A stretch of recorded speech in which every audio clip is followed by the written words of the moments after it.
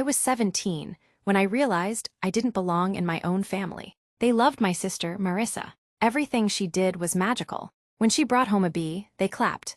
When I brought home an A+, they shrugged. When I got accepted into a top university, I remember sitting at the dinner table, heart racing, hoping for support. My mom looked up from her phone and said, "That's great, honey, but we don't really have the money for that kind of thing right now. Maybe try community college."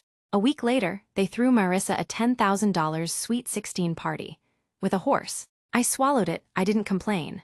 I worked, I applied for scholarships. I left home at 18 with 2 bags and a laptop that barely worked. I built everything from scratch. Now I'm 29. I run a successful digital branding company.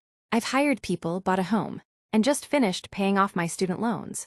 I haven't spoken to my parents much in the past 5 years. Then out of nowhere, I got a call.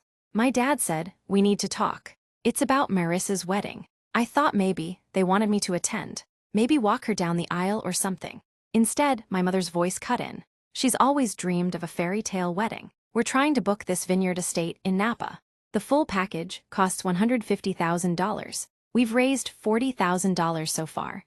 We were hoping you could cover the rest." I didn't answer right away. I couldn't, my mind was spinning. $150,000. That's what they think I'm worth to them now. Not as a son, not as a person, but as a bank. They didn't help me with $5,000 for college. But now I'm supposed to drop $150,000 on a wedding for the sister who once told me, "You'll never be anything, just like Dad says." I didn't say anything on that call, I just hung up. 5 minutes later, my phone lit up with a group text from my mother. "Family meeting Sunday at 6, dinner at our house. We'll go over the wedding fund, don't be late." "No, please, no, are you okay with this? Just orders." I stared at it for a long time. I hadn't been inside that house in nearly a decade, but something in me said go. Let them see who you are now. Sunday came. I wore a suit, not because I wanted to impress them, but because I wanted to remind myself I no longer needed their approval. I pulled up to the house, same fake flowers by the porch, same chipped paint on the door. But the driveway, a brand new car, Marissa's of course. She greeted me with a hug like we were best friends. "Oh my God, look at you, Mr. CEO. You're totally funding my big day, right?" I smiled. "Let's eat first." Dinner was awkward. They acted like everything was normal. My mom made that same oversalted roast chicken. My dad opened a bottle of wine like we were celebrating. Then Marissa dropped it, loud and proud. I found the perfect venue in Napa. They only have one date left this year, November 10th. It's $150,000 for everything. Isn't that amazing? Everyone turned to me. My dad folded his hands. "We know it's a lot, but you're doing so well now. You said your company signed a big contract this year, right?" I put my fork down. "Yes, we did, a 6-figure deal." Marissa squealed, "Then it's perfect. You can just pay the whole thing, and I'll make sure your company gets a shout-out in the wedding program." A shout-out? That's what they were offering me in return for $150,000. I looked each of them in the eye. And then I reached into my jacket. I pulled out a white envelope and placed it in the center of the table. They all stared. "What's this?" my mom asked. I leaned back. "It's a copy of the student loan payment summary from the college I put myself through. Every cent. I paid it all off last month, without your help." Marissa rolled her eyes. "Why are you being dramatic? This is about me now." I raised my voice slightly, not shouting, just clear enough to be heard. "No, this is about respect. Something none of you gave me when I needed it most." My father stood up. "You're embarrassing us in our own house." I stood too, calm, collected. "No, I'm reminding you who I am. I'm not your golden wallet. I'm not your backup plan. I'm the son you didn't believe in, but I made it anyway." Then I turned to Marissa. "And no, I'm not paying for your wedding. I'm not buying your fairy tale. Because while you were being treated like a princess, I was out here surviving without a kingdom. I didn't slam the door when I left. I didn't need to. The silence I left behind was louder than anything I could have said. As I got into my car, my hands were steady. My chest felt light, for the first time in years. I wasn't trying to win their love, I was done. I thought that would be the end of it, that they'd be too ashamed to call again. I was wrong. The next morning, my phone blew up. Not from my parents, but from relatives I hadn't heard from in years. "Aunt Janine, what's this I hear about you refusing to help your sister's wedding? Uncle Robert, you're doing well now, why let the past make you bitter?" Even my cousin Taylor, who once borrowed $500 from me and never paid it back, had the nerve to text. You should just pay. Family's family. I blocked them all. 3 days later, I got a message that stopped me cold. It was from Marissa. No emojis, no exclamation marks, just one line. You'll regret embarrassing us like that, I swear it. I didn't respond, but I saved the message. A week passed, then one morning, I opened my email and saw something strange. An alert from my company's HR system. Someone had tried logging into our payroll platform using my credentials. 3 failed attempts from an IP in my hometown. I froze. It couldn't be. I immediately called our cybersecurity lead. Run a trace, I said, now. 30 minutes later, he called back. It came from a laptop registered under the name Marissa Landon, my sister. I stared at the phone in disbelief. Marissa had tried to break into my company's payroll system. For what? Revenge? Money?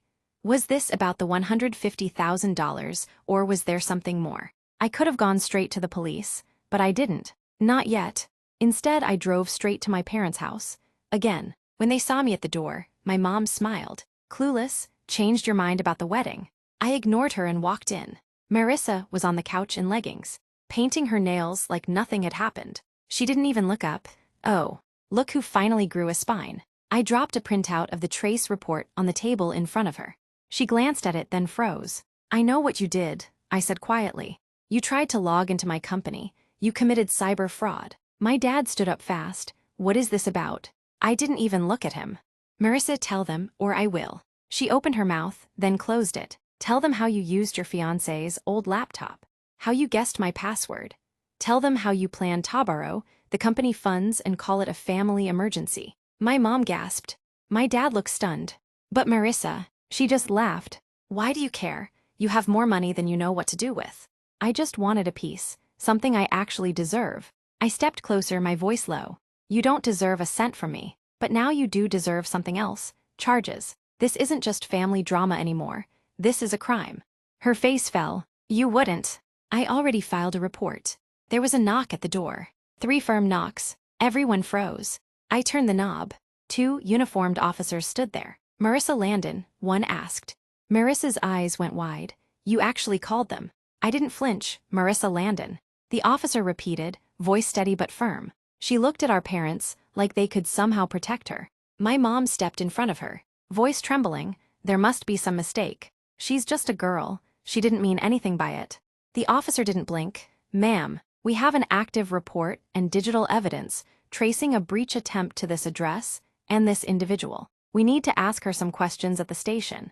Marissa stood frozen, jaw clenched. But as the second officer stepped forward with cuffs, she did something that stunned even me. She turned to my parents and screamed, "This is your fault. You made me this way. You gave him everything and left me to pretend I was perfect just to be seen." My dad's face went pale. My mom gasped, "Marissa, stop." But she wasn't done. He was always better than me. I knew it, you knew it, and you covered it up with gifts, parties, and lies. And now you want to act surprised because he finally stopped being the punching bag. Her voice cracked as the cuffs clicked around her wrists. The officers began to guide her toward the door, but she twisted back and pointed at me. You think this ends here? Wait till they know the rest.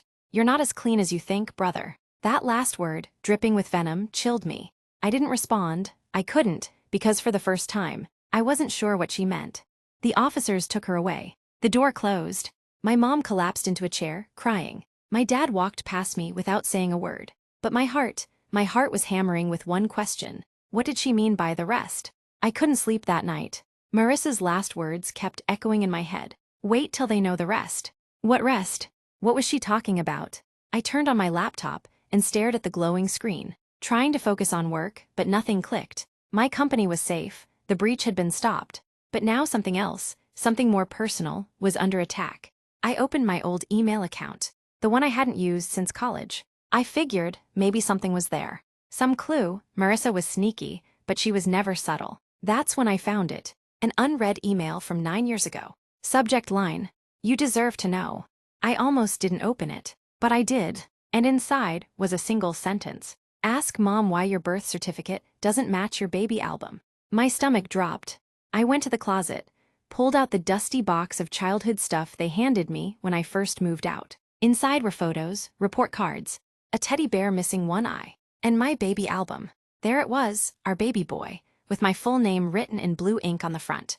But as I flipped through the pages, something was off. No hospital wristband. No official birth weight card. No pictures of my mom holding me in a gown. Just shots of me as a toddler. Happy, smiling, but no birth pictures. Then I found my birth certificate at the very back of the album, tucked behind a photo of Marissa, issued 2 years after my birth. 2 years? I sat there frozen. That wasn't normal. That wasn't right. I needed answers. So I drove back to their house, again. This time, I didn't knock. I walked in with the album in my hand and dropped it on the table. My mother looked up, eyes red from crying. "What is this?" she asked softly. "You tell me," I said, because I think Marissa wasn't just lashing out. I think she knows something I don't. And I think I'm not who you've always told me I am. My mother stared at the album like it was a ghost. "I found the email," I said, "the one warning me to ask about the birth certificate." She didn't speak.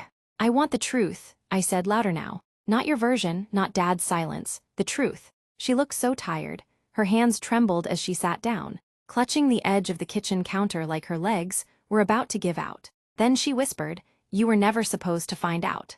I felt something crack in my chest. "Find out what, Mom?" She looked up at me then, and her eyes weren't cold like before. They were scared, wounded, and beneath the guilt was something that looked like love, but I wasn't sure anymore. "You're not biologically mine," she said. Silence. I didn't move, couldn't. She kept going. "You were 2 years old when we took you in. Your birth parents were family friends. There was a car accident, they both died. No will, no relatives came forward. And we had just lost a baby boy, the same age." My mouth went dry. "So you replaced him with me?" "No," she said quickly, "it wasn't like that. We loved you, we do love you." I laughed sharp, bitter. "You loved me," I said. "Is that why you let me grow up feeling like I was always second place? Like I had to earn being in this family, while Marissa was born into it with a crown on her head?" Tears slid down her cheeks. "I didn't know how to connect with you. I tried, but your father, he couldn't look at you without remembering the son we lost. And she paused, "I thought if I loved you too much, it would feel like betrayal, so I held back." I looked at her, and for the first time in my life, I saw her clearly. She wasn't just my cold, controlling mother anymore. She was a broken woman, carrying a grief that had shaped both our lives and ruined them. I left my mother sitting in the kitchen, surrounded by pieces of a truth I never asked for. I walked into the garage, where I knew I'd find him. My father was at his workbench, pretending to fix a rusted toolbox, but I could see the tension in his shoulders. He knew why I was there. "You heard?" I asked. He nodded once, still facing away from me. "You knew all this time," I said, "and you let me believe I was your failure, your mistake." He didn't speak. "Why?" my voice cracked. "Why couldn't you just be a dad?" Finally, he set down the wrench and turned. His eyes weren't red. He hadn't cried, he just looked hollow. "I didn't know how," he said, "when our son died. Something in me broke, I didn't want to live, and then there you were." He paused. "I looked at you, and I wanted to believe it was fate, that maybe God gave us another chance. But every time you laughed, it reminded me of the laugh I'd never hear again. And every time you cried, it reminded me of the boy I couldn't protect." His hands trembled, so I stayed quiet. "I let your mother do the talking. And when I saw how different you and Marissa were, I leaned into the lie, that maybe you'd be stronger without me." I took a slow breath. "So when I begged for help with college, when you watched me walk out and didn't stop me, that was what? Strength training?" "No," he whispered, "that was me being a coward." For a moment I wanted to yell. I wanted to throw something. But instead, I just stared at him. Because for the first time, he wasn't the man who ignored me. He was the man who had been hiding behind his own pain and left me to carry the rest. I stood in that garage for a long time, not as a son, not as a brother, but as a man who had finally seen the truth. They didn't mean to ruin me, but they did. They didn't mean to choose her, but they did. And for years, I tried to earn a place in a story that was never mine to begin with. I left their house that evening without another word. No screaming, no goodbyes. I didn't need either. A week later, I received a letter from Marissa's lawyer, an apology. More for formality than for feeling. She accepted a plea deal, no jail time. But her record would never be clean again. A stain she'll have to live with, just like the ones they gave me. But I'm not angry anymore, because I stopped asking them to see me, and started seeing myself. I'm not the golden child. I'm not the lost son. I'm not the wallet, the backup plan, or the boy who needed them.